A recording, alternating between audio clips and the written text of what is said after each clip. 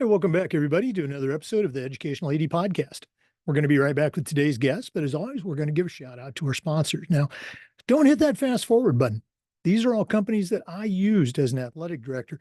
They're all great. I trust them. I want you to trust them too. So take the next 3 minutes, listen to our shout outs, then listen to our interview, and then go and visit these sponsors. I'm telling you, you're going to be glad you did.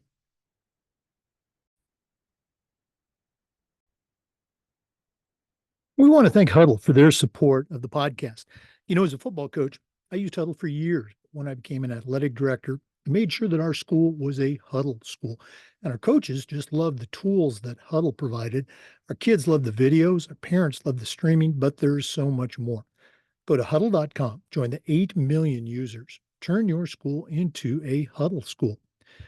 We also want to say thanks to Gipper. Your students are on social media, and if they're not seeing content that celebrates their accomplishments and promotes your program, you're really missing out. Go to Gipper.com. Their team will have you creating world-class content in seconds, and it's so easy, even I can do it.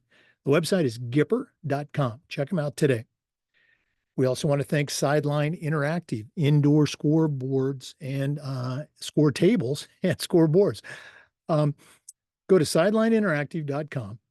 You can schedule a live web demo, see their products in action. Probably one of the best purchases I ever made was our Sideline Interactive indoor score table. The website is sidelineinteractive.com. We want to say thanks to our good friends at Hometown Ticketing. Hometown is the leading digital ticketing provider to schools and colleges. I don't think I need to say anything more. Go to hometownticketing.com for more information. It's digital ticketing that offers more. We want to say thanks to Snap Raise. Have you ever spent weeks and weeks with a fundraiser and then been disappointed in the results? Those days are gone. Go to snapraise.com. It's hands down the best online fundraiser out there. We used it at our school with tremendous success. Our coaches loved it. Our parents loved it. It works. Go to snapraise.com. You can check out their other great platforms. But if you're looking for a fundraiser, you just found it. Go to snapraise.com. We want to say thank you to Ohio University and their online masters in athletic administration. Now, I didn't get my master's from Ohio University, but my assistant athletic director did, and it was a great experience. It's affordable, it's totally online, 20 months, and you also complete 11 NIAAA leadership training courses while you're earning your master's. To find out more information, just go to ohio.edu/info/MAA, the Ohio University Online Masters in Athletic Administration. We want to say thanks to our good friends at Vital Signs Wall of Fame. If you're looking for a really cool way to display your school record boards for all the teams, for all the events, or show off your school's Hall of Fame, go to Vital Signs Wall of Fame and take a look at their interactive touchscreen video consoles. It's also a great way to tell your school's unique history and brag about your proudest moments. The website is vitalsignswalloffame.com. Check them out today. We also like to thank Home Campus for their support. Home Campus is a platform that you will use every single day, whether it's scheduling, rosters, communication. How about student athlete eligibility and clearance? Who doesn't do that every day? Home Campus does all of these things and more, and it does them better and it does them faster. To get started, just go to homecampus.com. That's it, homecampus.com. And we'd like to thank Athletic Surveys by LifeTrack. Athletic directors already get feedback, but a lot of times it's from a very small group that just wants to complain. Athletic Surveys will connect you to that group, but they're also going to connect you to the 98% that supports your program. And that is tremendously valuable information to have, especially when you're visiting with a frustrated parent, or maybe your principal, or even your school board. Go to athleticsurveys.com. They're going to create a custom survey, lets you take the pulse of everybody in your program. athleticsurveys.com. Hey, welcome back, everybody, to another episode of the Educational AD Podcast. We are truly visiting with an old friend today. Jen Doede was one of our guests in the original season She's in the original book, The Athletic Director's Toolbox, has a tremendous background in athletics. And, since we first spoke a few years ago, she's at a new school doing some great things. So we just had to bring her back. Jen Doede, welcome back to the Education Lady podcast. Thank you, Jake. Thank you for having me again. Well, we appreciate you, breaking up your vacation, to come and visit with us. For our listeners, we're recording this on August 2nd. So a lot of states are already back in action. Most states are getting ready to gear up. So it's a busy time. Jen, as you know, we always like to let our listeners have a chance to get to know our guests. So give us that quick bio, where you were born, where you grew up. Maybe take us up through your own college days, and then we'll take a break. But what's the Jen Doede origin story? Yeah. Well, I was born and grew up on the southwest suburbs of Chicago. I have not ventured very far out of that radius as I went to high school in Tinley Park, Illinois. I went to Andrew High School, where I actually worked for 16 years, I think it was. And then played volleyball, softball in high school, was very active in student council, class councils, pep club. I did not venture very far for college. I went about 32 miles away to Naperville and went to North Central College, which is a Division III school. Played college volleyball there, double majored in athletic training and education, and just loved my experience at that school. And then did not venture far when I started teaching and came back to the Southwest side and just kind of been here ever since. So, not very outside of a bubble as most people kind of travel. I'm very kind of stuck in my bubble as I say, but within this area, I've been at different schools that have given me different experiences, which has been great. I think going to a smaller college really helped me. At that time, I was not a big time school, although I really wanted to go to like Indiana or Michigan State. That was not for me. It When I walked onto the campus of North Central, I just fell in love with it, and I knew that that smaller setting was for me, for sure. Oh, no, we always talk about finding a good fit. It sounds like it was a great fit. Let's go back to those high school days. Now, I am much, much older than you. When I was in high school, club sports, it didn't even exist. AAU was something that only the elite kids did, baseball, basketball, et cetera. You represented your state. You had to try out. You're a little bit younger than me, a lot younger. Was that a thing for you when you were in high school? Was club sports a thing? Because you mentioned you did a bunch of different sports. That club and travel sports were just, I believe, starting out. It was very similar to what you just said. They were the elite of the elite. I mean, if you were really, really good at your sport, then you made that travel team.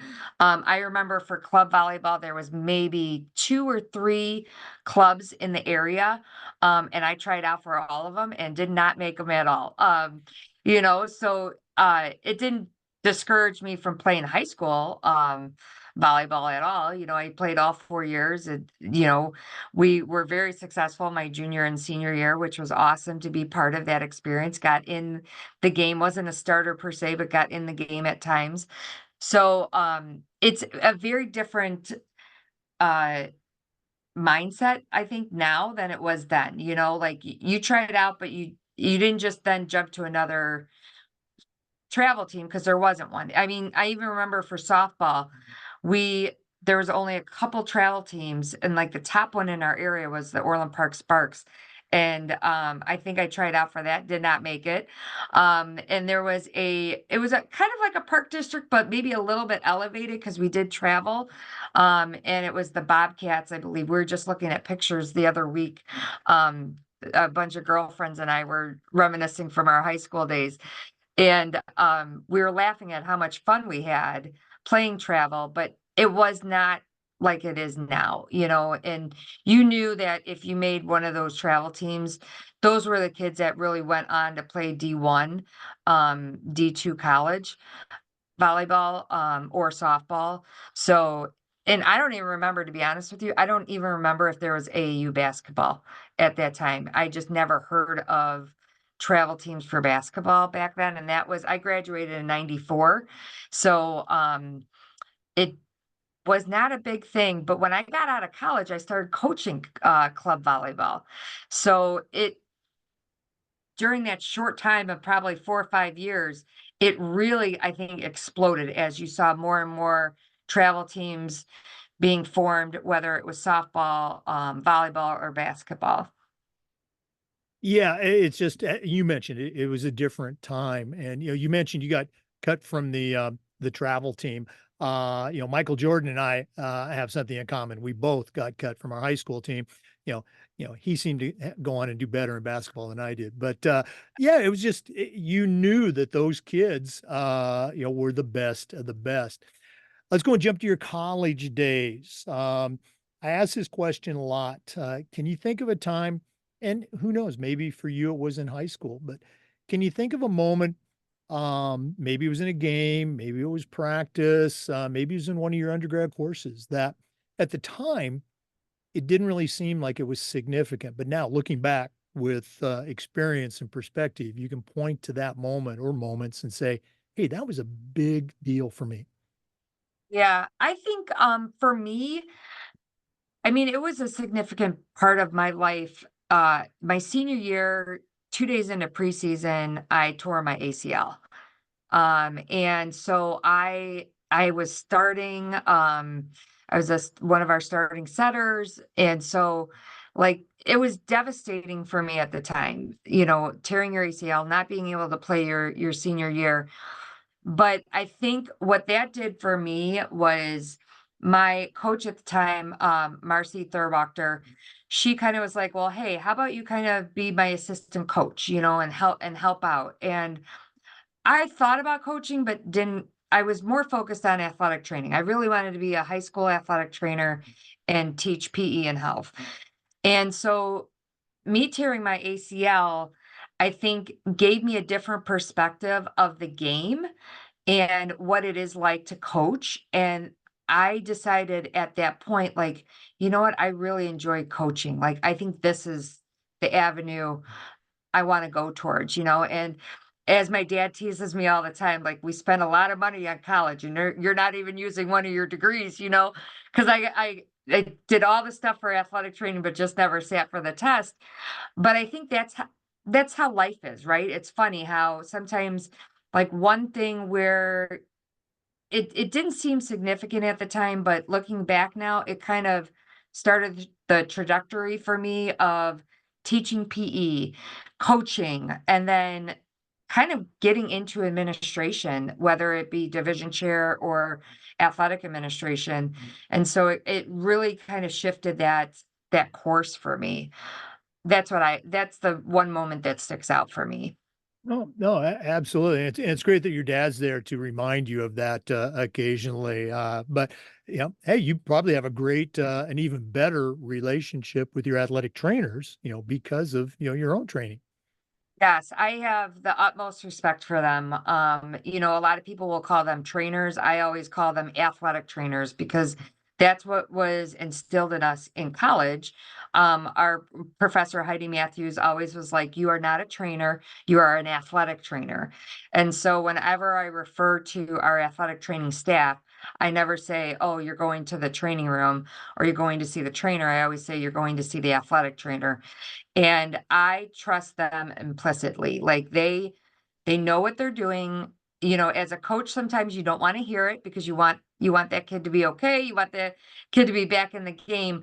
But I trust them, and I try to instill that as an athletic administrator too. Of look, we are part of a team. The athletic trainer is part of our team, and we need to trust that they're going to do the best with the athlete to help your sport as well. So it's kind of like a family working collaborative relationship. Oh, absolutely. And I was very fortunate at my schools. I had great trainers, and you know, I would have that talk with our athletic trainer when they were hired and brought on board. Hey, you're in charge. This is what you do. Keep these problems off my desk.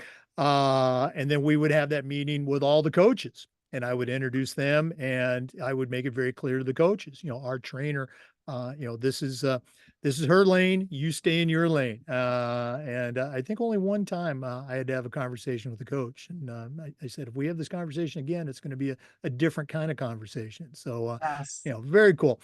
For our listeners, once again, our guest today is Jen Doede, somebody I like to call a friend of the show.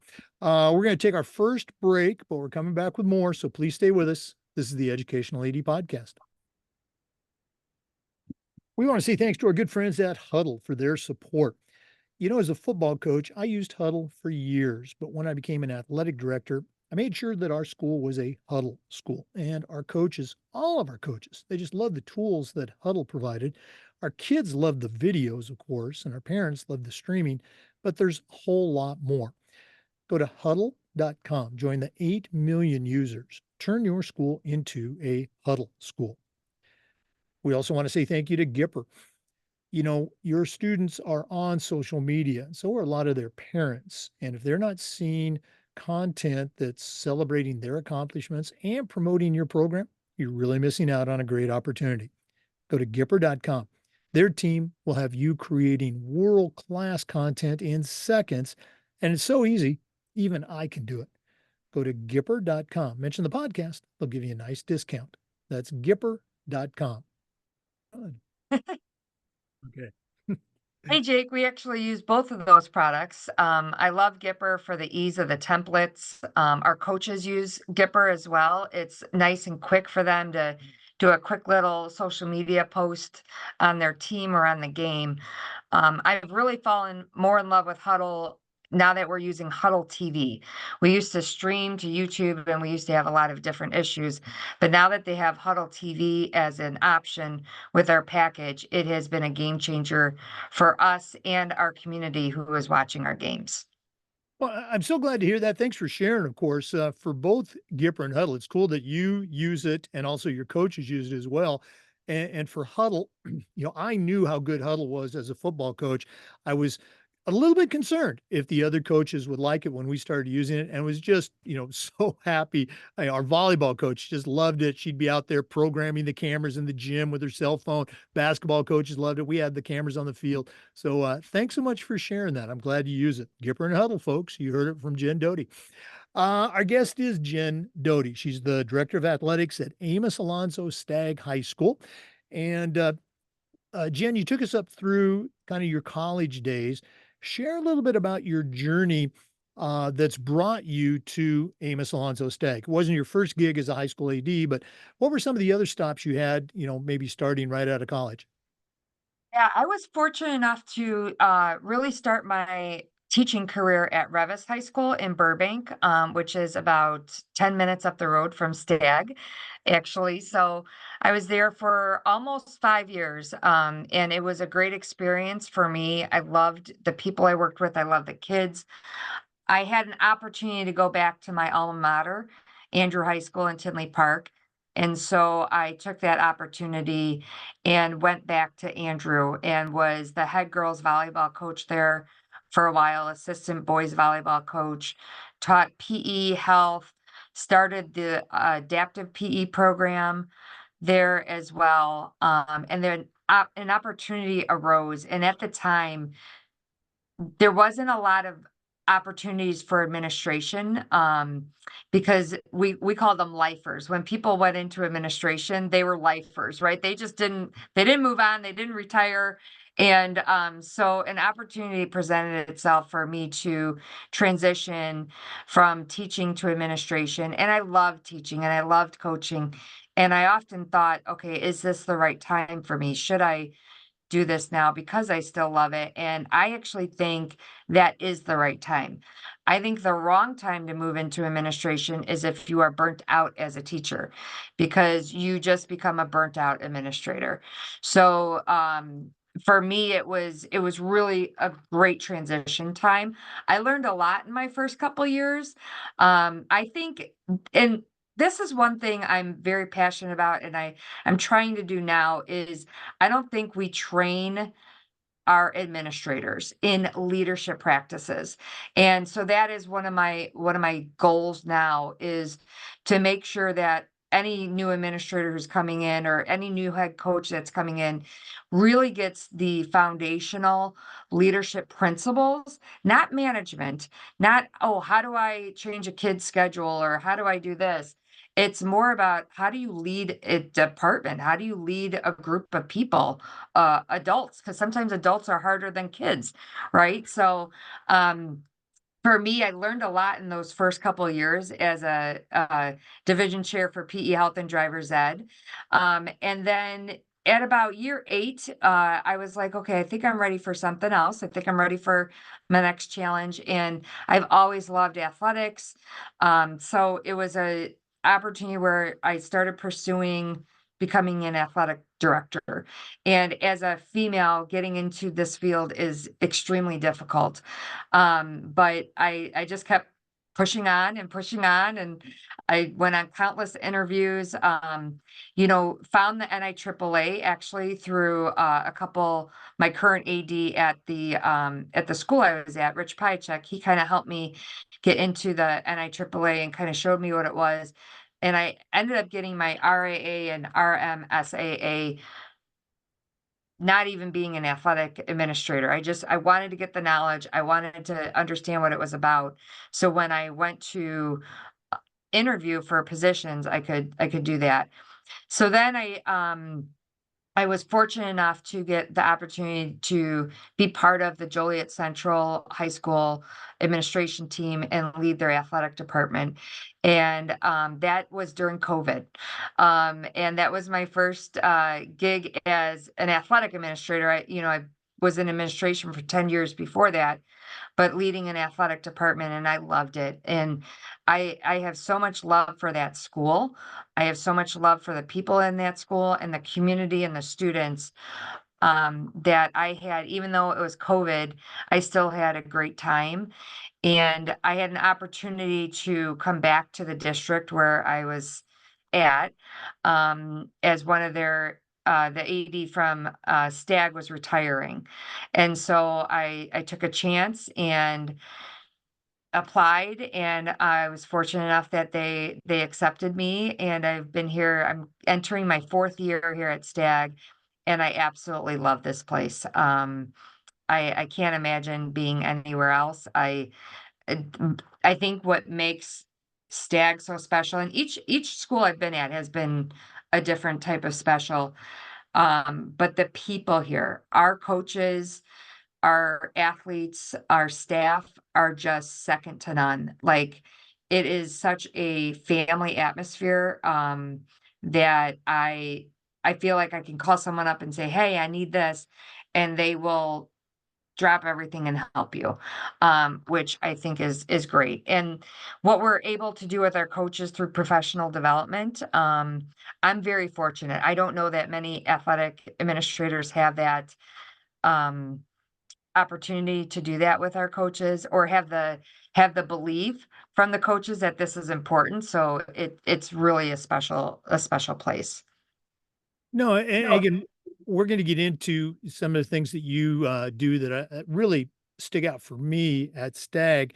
You mentioned when you were getting into administration. There's an expression we use, I think, in our profession, maybe others. You don't know what you don't know.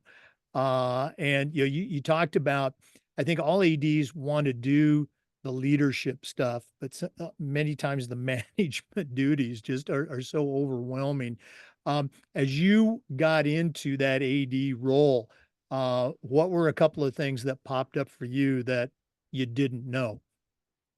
Oh my gosh. I think the first part is, there's all these little things you have to do with your state association and everything like that. But until you're actually in the role, you don't know that, right? You're like, holy cow, that's a lot of different things to know about and to do. Um, so I think that was one. I think the hours of the job, is another one where you see it from the outside, and I've always respected our athletic directors. They put in so many hours, and many times it's a thankless job, right? Because people just assume that you're there to watch sports, and they don't see what you're doing behind the scenes, to manage everything. So I think the hours of it is that was a balancing act, trying to get a little work life balance so that you weren't spending all your time at work and then bringing work home to do, and trying to figure out a balance where you remained healthy as well, both physically and mentally. So I think those are the two biggest things. The thing that helps the most is having great people around you who will support you, and when you have a question, you know i I was fortunate enough at Joliet where Steve Locke, the previous AD, moved into an assistant principal role. So he was in the same building right down the hallway. So anytime I had a question, he was right there. And I asked a lot of questions from him. Um, and so it was just fortunate to have great people surrounding you. Oh, absolutely. And, we're going to do the toolbox later on, but boy, you already gave out about 5 or 6 great tools right there. So, listeners, I hope you were writing those down. Um, we're going to go and take another break. Once again, our guest today is Jen Doede. She's a certified master athletic administrator, very active at the state and national level. She's the director of athletics at Amos Alonzo Stagg High School. We're going to hear about some of the great things she does there when we come back. So please stay with us. This is the Educational AD Podcast. We want to say thanks to our good friends at Sideline Interactive indoor score tables and video boards. Go to sidelineinteractive.com and you can schedule a live web demo to see their score tables and their score boards in action. Probably one of the best purchases I ever made was our Sideline Interactive indoor score table. Go to sidelineinteractive.com. Check out all their great products today. We also want to say thank you to Hometown Ticketing. Hometown is the leading digital ticketing provider to schools and colleges. I don't think I need to say anything more, but I'm going to. Go to hometownticketing.com and their team will have you selling your tickets online, not just for athletic events, but for things like school plays and concerts, school dances, even graduation. And here's the best part. Every school gets assigned a dedicated client success manager that's going to provide you hands-on support every step of the way. That's every step of the way. Go to hometownticketing.com. It's digital ticketing that offers more. And we want to thank our good friends at Snap Raise. Have you ever spent weeks and weeks with a fundraiser and then been disappointed in the return on investment? Those days are gone. Go to snapraise.com. It's hands down the best online fundraiser out there. We used it at our school with tremendous success. Our coaches loved it. Our parents loved it because it works. Go to snapraise.com. You can check out their other great platforms. But if you're looking for a fundraiser, you just found it. Go to snapraise.com. Hey Jake, we use Snap as well for our scheduling software and our fundraising needs.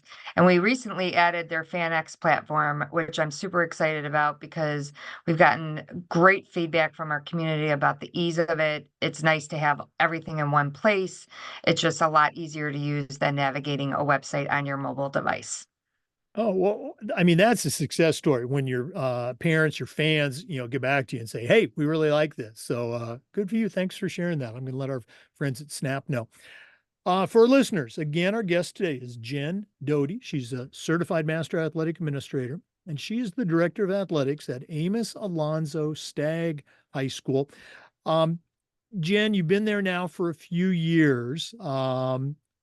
And you are, for our listeners, Jen is very active on social media, always posting about the students and the teams and the program. Um, what are some things that you can share with our listeners in this segment that you're particularly proud of? Maybe it's the social media presence, or maybe it's something else, but what are some best practices that you feel you do a really good job with, and your team, of course, at Stagg High School? Yeah, I think a few that I would mention is number one, I believe our coaches put the person over the player. So they really get to know the kids and really care about the person, and don't necessarily see them as just a player on their team or just um, being able to score goals or run a race or, help us win. They really care about the whole student, and they're constantly helping them become better people, whether it's academically or behaviorally. In fact, we're constantly talking with the kids about their behavior, not only during the season, but out of season too. That's been a really important focus for quite a few of our coaches. So I would say that's one, thinking of the person over the player. And that really stems from something we as a department try to do is just from a leadership perspective, connect with people, build those relationships and really care about the person over what they provide to your organization. So that would be one. I think the other thing we stress a lot, and it's hard. I don't know that we've even come close to mastering it, but we've been really focusing on the process over the outcome. And it's hard, it's hard when you're not getting those wins on the scoreboard, and that's what society judges you by. But I I would take these coaches over anybody else because of what they're doing on a day-to-day basis with our athletes, not just growing them athletically, but also, growing them to be good sportsmanship, high character. We talk about what our motto here is the Charger Way, and that includes three things. It's a positive presence, it's high character, and a growth mindset. And we stress that the Charger Way is not just for our athletes, it's how we expect our coaches to act. It's how we really it's a collaboration between the parents and the community, the player and the coaches slash athletic department. So we want anybody who's involved with Stag Athletics to really display this Charger Way, and we believe in it so much that our athlete of the month for our varsity sports is not based on stats. It is based on the Charger Way. So it is based on whether a student is continually displaying a positive presence, a high character, and a growth mindset throughout the month. It's not based on any statistical analysis whatsoever, but it's really about that person and what characteristics they're displaying. Those are our top two. The only other thing I would say is I want to hit on the growth mindset piece. We have a group of coaches and it goes beyond head coaches, it goes to assistant coaches that have really taken my crazy idea of professional development for coaching staffs, and have really, and I don't like the term buy-in. So somebody once told me it's not buy-in, it's believe in. And I love that because that's really what it is. I don't want people to buy into something. I want them to believe that it is important and to believe that there's value to it. And so with our professional development, we actually just finished up a book study. We had our last meeting this morning, right before the podcast here, on Confessions of an Imperfect Coach. And we had about 8 coaches in the book study. It was over the summer, which was hard to do. But they're seeing value out of the professional development that we're doing throughout the years and stuff. And they're able to not only apply it, I believe, into their coaching setting, but as a teacher, as a parent too. I've had several people mention how they're using this in their parenting skills as well. So I think those are some of our best practices. PD is always hard because it's time, right? Where's the time? Where are we going to do this? But if it's important enough, you find different ways to incorporate it, and it doesn't always have to be face to face. That's the key. All right. I'm going to put you on the spot. What are some things that you do that you can share again with our listeners for that, whether it's a young coach, squeaky clean, right out of college that you just hired, or that let's say that cranky old veteran set in their ways, that might not have naturally have that type of mindset to, build the relationships with the kids. Both at both extremes that I shared with you, they don't know what they don't know. So what are some things you do to help, bring them on board? Yeah, I think the first thing you have to do is you have to develop a relationship with that person and you have to kind of get to know them and really understand where they're coming from that perspective. And then having that open conversation of, okay, tell me a little bit more. Like be like my word for the year was be curious, from the Ted Lasso, be curious, not judgmental. So even with whether it's a brand new coach or whether it's a veteran coach, um, it's really being curious as to okay, why they believe what they believe, right? Like let me dig a little deeper. Let me get to understand where they're coming from and then have that open dialogue of how not not that I'm trying to fix them, not that what I believe is what should be done, but how I can help them grow as a person. And I've had those hard conversation with coaches of, look, my role is to get you out of your comfort zone sometimes. And that's hard because it's when you've been coaching 15, 20 years, you want to just kind of rinse and repeat, rinse and repeat, rinse and repeat. But you can't rinse and repeat for 20 years. You have to grow and evolve. And that's going to make you enjoy the sport more. It's going to help you evolve.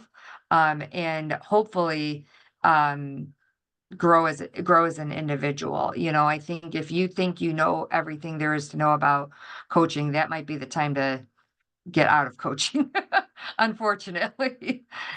Yeah, well, I think it was John Wooden that said when you finally arrived when you come to the conclusion that you don't know everything. So Right.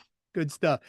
Jen, we'll do this at the end of the podcast, but if one of our listeners wanted to reach out, pick your brain a little bit more about how you do things at your school, or just add you to their network. And listeners, you got a great resource here. What's the best way they can get a hold of Jen Doede? Yeah, they can send me an email at my school email address, jdodie@d230.org, or reach out on Twitter. That's probably the two fastest ways to get a hold of me. My Twitter handle, I believe, is at stag_AD. I have to remember. I don't necessarily share that out all the time, so I can't remember exactly what it is. But those are the two best ways. And I think like social media and Twitter has been awesome because it's growing your professional learning network. I'm also on LinkedIn, so if they want to reach out through LinkedIn, they can reach out through LinkedIn. But I have grown through social media, and that's how I met Jake here. That's how I've met so many people throughout the country. That is you get to pick their brains and you get to see what they're doing and share ideas and just grow yourself that way. So I think growing your professional learning network through social media is huge. Okay, we're gonna come back. We've got a couple more segments, so we're not done. But I can't let Jen get out of here. You got to share your High Five Friday post. I think that's one of the greatest things I've ever seen. Let an AD in true AD fashion steal that idea from you. So share with them what that is. Yeah, High Five Friday started when I was at Andrew. So this was probably in 2018, 19. And it started one time where before final exams, we are like, oh, we should hand out high fives to all the kids as encouragement. And then that morphed into we should do high fives every Friday. And so we started a club at Andrew called the Paz Squad. And part of our ritual was every Friday we would stand at the door, the entrance to school, and hand out high fives or knuckles. So it's something that kind of kept going, and there was times when I was out there by myself, and there was times when there was more people with me, but it's amazing. You don't realize the impact you have until you're gone, and so even though I'm not at that school anymore, they still have a pause squad, they still do High Five Fridays. Their assistant AD, Jeff Keen, has a connection with myself and Steve Shans from Sandberg, where we exchange high five Friday memes during the school year. And you truly don't know the impact you have until many years later, right? Where we have a new staff member here at Stag starting this year. She's going to be an assistant coach for our girls basketball program, who actually went to Andrew when I was there. And she had asked me, she goes, are you the high five person? Like, I remember High Five Fridays. Are you the high five person? I go, yes, I was. And she goes, I absolutely love that. That it just made my day every time. And so just something as simple as that, and you don't have to do something big. Like, we played music and stuff. It's evolved now. I'm not here at the start of the school day on Fridays, typically because we have Friday night football or Friday night basketball games. So I come in a little later. But during Fridays, I'm still out in the hallways handing out high fives, and we say High Five Friday. So it can be as formal or informal as you want. It's just spreading joy and positivity, and brightening people's days. And, part of that is Jen's Twitter game where she has some great high five, posts, some little videos. They're cute. Again, you need to follow Jen on Twitter if you're not already doing that. Let's go and take another break, but we are going to come back with some more with our guest, Jen Doede, Certified Master Athletic Administrator. So please stay with us. This is the Educational AD Podcast. We want to make sure and say thank you to Vital Signs Wall of Fame for their support. If you're looking for a really cool way to display your school record boards for all the teams, for all the events, or your school's Hall of Fame, go to vitalsignswalloffame.com. Take a look at their interactive touch screen. That's right, touch screen video consoles. It's also a great way to tell your school's unique history and brag about your proudest moments. Go to vitalsignswalloffame.com. Check out their great products today. Mention the podcast, you'll get a nice discount. vitalsignswalloffame.com. We also want to say thank you to the Ohio University Online Masters in Athletic Administration. Now, I didn't get my master's from Ohio University, but my assistant athletic director did, and it was a great experience. It was affordable. It's just 20 months, totally online. And in addition to his master's degree, they also allowed him to complete 11 NIAAA leadership training courses as part of the program. For more information, go to ohio.edu/info/MAA, the Ohio University Online Masters in Athletic Administration. And we'd like to thank Home Campus. Home Campus is a platform that you're going to use every single day. Things like scheduling, results, scores, rosters. How about student athlete eligibility and clearance? Who doesn't work on that every day? Home Campus does all of these things and more. It does them better and it does them faster. For more information, all you have to do is go to homecampus.com. That's it, homecampus.com.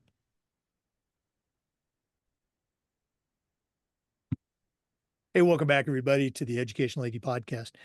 Jen, you shared a little bit, bits and pieces about your involvement, not just with your state association, but with the NIAAA.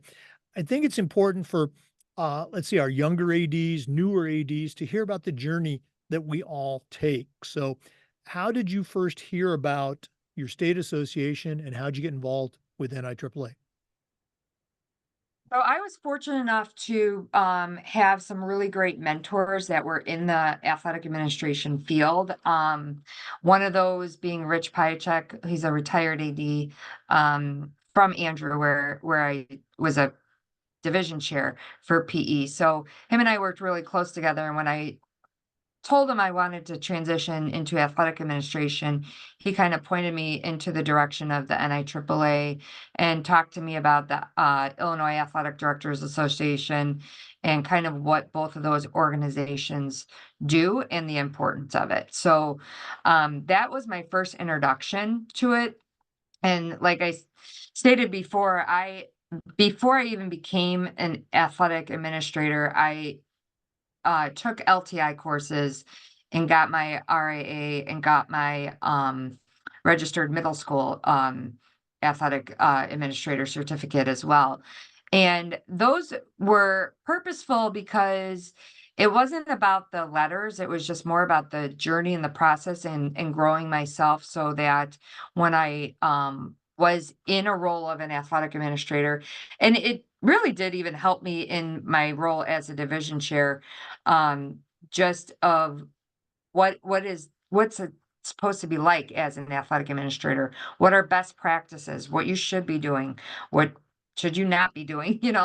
Um, and so that was kind of my initial introduction, and then they, he encouraged me as a few other people when I became an athletic administrator. They're like, you need to register with the IADA. You need to go to the state conference. It's very beneficial. And so right out of the gate, I went to the state conference, met so many people. The first state conference I went to actually was the COVID year. And we didn't even know if we were gonna have it or not. So it actually was in, like, June, I think it was, like, a month later, a month and a half later than what we, anticipated, and I just met so many people, and grew my network, and those people now have become my closest friends, right? And I just understood that purpose of belonging to a professional organization. Like, a lot of people don't understand the purpose or the why to belong to a professional organization. And it just provides you with so much support, but also resources and people and professional development. There's just so many different things that it can do for you where you don't feel like you're on an island by yourself because when you're in a school setting and you're in a district setting per se, like there's other people who are principals, like so you can you have that, or there's other people who are division chairs within your own building or APs. There's only one athletic director, right? So oftentimes they don't quite understand what you might be going through. So to have those people to reach out to, like we have a text thread now of female ADs where we'll send a question out and within 2 seconds, like four people respond. So it's just great to have that. Um, and so then I became, I was asked like, "Hey, I think you should get more involved in the state association." I was like, "Oh, okay, sure, whatever." I have a problem with never saying no to stuff. So I was like, "Yeah, sign me up, whatever you need me to do." And uh, Becky Moran had transitioned from our state association to the NIAAA. And then Rebecca Carr had transitioned from state certification chair to professional development chair. So they asked me to fulfill the role of state certification chair. So that's my current role in the state association. I also serve as a member of our professional development team. I help out at the state conferences. I teach a lot of the LTI courses at our state conference. And so from a state perspective, I've gotten more involved, which I think has been great. Like a couple weeks ago, we were with our new ADs of the state. They came down to our summer slam, and they they had a session with the IHSA. I got to meet them. And then we had a social later on that night.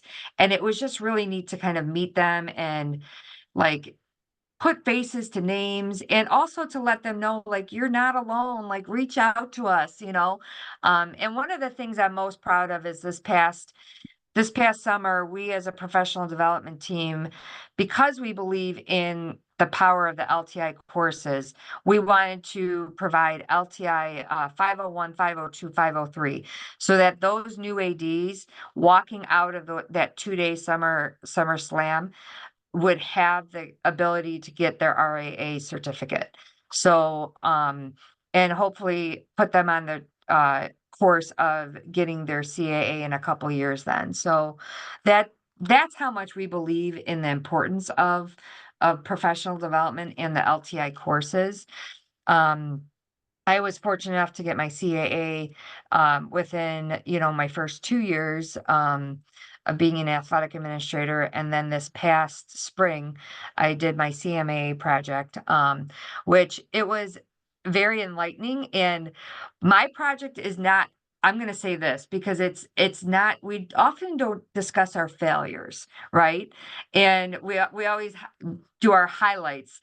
Well, my project was really, I wouldn't say it was a failure. It was an eye-opening of what changes we needed to make the program successful in the future, and that's what it was, a growth experience. So I think people need to understand that it's not always, it's okay if your project isn't sunshine and roses and doesn't necessarily turn out the way you thought it was going to, but it's more about the process and what you learned along the process, and that's sharing with others of, like I think we had 12 people involved in this student leadership group and adults. And it was just way too many. And we didn't delineate roles. And so it kind of fell, onto 3 people, me being one of them. And it's nobody's fault. It's just what happened. And so now, like, going into, we want to do something new, but we're learning from that experience and we're going to adjust it a little bit for the future. We don't quite know what that's going to look like yet, but we're working on it.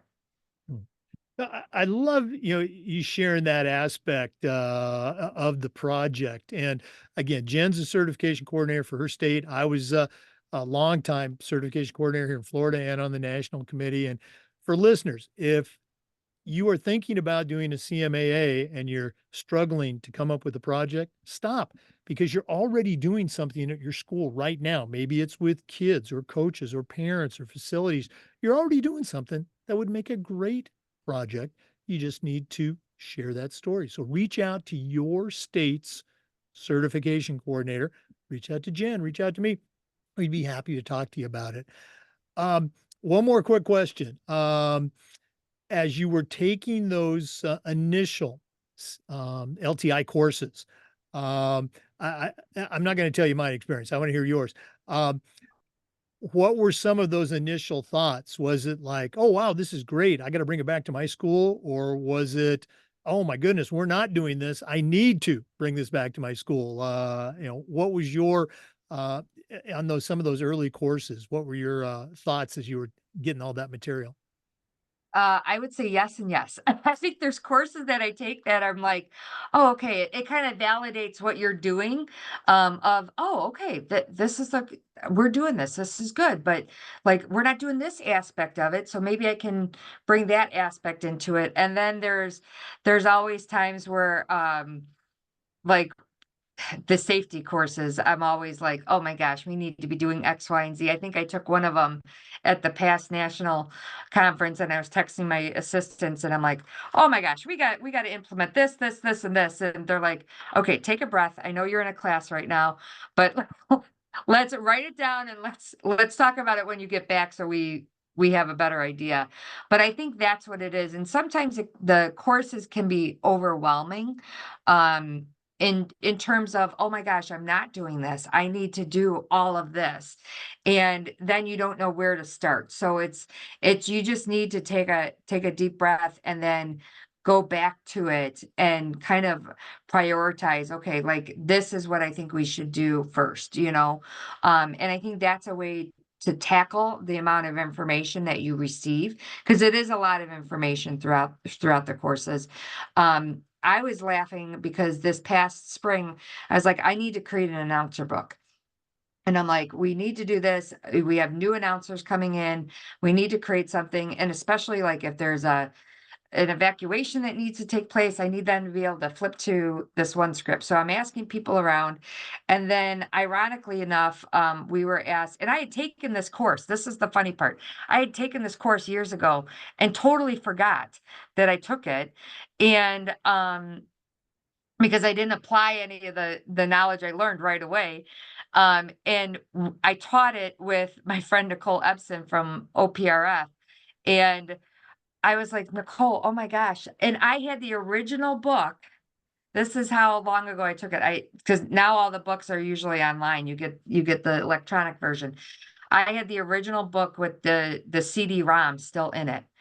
And I was like, how did I miss this? This is like, and it was sitting on my shelf. And it's just like sometimes you get information and you forget about it. And so you have to kind of make sure you're going back and applying some of the stuff that you're learning. No, I love it. I still have those manuals myself.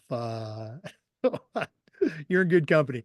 Um, Jen, this has been really cool. I think you're definitely on a short list of folks I want to have become my co-host somewhere down the road. But we're not done yet. We always wrap up with the athletic director toolbox, which you have contributed to in our first edition. Um, Certainly, you're an expert. You're a master athletic administrator. But we're going to hear our final commercial. When we come back, I'm going to challenge you to send out a brand new athletic director on their very first job. But I'm only going to let you put 3 things in the toolbox. So let's hear from Athletic Surveys, who sponsor this segment. When we return, we're going to see what Jen Doede puts into her new athletic director toolbox. We'll be right back. We want to thank Athletic Surveys by Lifetrack for sponsoring the AD Toolbox segment. Athletic directors already get feedback, but a lot of times it's from a very small group that just wants to complain about everything. Athletic Surveys will connect you to that group, but they're also going to connect you to the 98% of your stakeholders that support your program. And that sort of information is incredibly valuable, especially when you're meeting with a frustrated parent, or maybe your principal, or even your school board. Go to athleticsurveys.com. They're going to create a custom survey that lets you take the pulse of everybody in your program. That's athleticsurveys.com. Well, it's that time of the podcast. We have been visiting again with Jen Doede, one of our original guests. She was in one of the original Toolbox books. Tremendous background in athletics. She's the director of athletics at Amos Alonzo Stagg High School in Illinois. But right now, I'm going to challenge her to send out a brand new athletic director on their very first job. But I'm only going to let her put 3 things in the toolbox. So, Jen, what 3 items are going to go into your new athletic director toolbox? But number one, I think I would do the person over player. So that's that relationship building. And when you're building that relationship, I just read a book, John Maxwell, Everyone Communicates, but Few Connect. And so it's really connecting with people. That's really what I would say is make sure you are connecting with people, not just communicating just for the sake of communicating, but really kind of understanding them and what's important to them and what drives them and how you can best support them. The second one I would say is you need to have a organizational system, and that's different for everybody, right? Like, some people still use the paper calendars, right?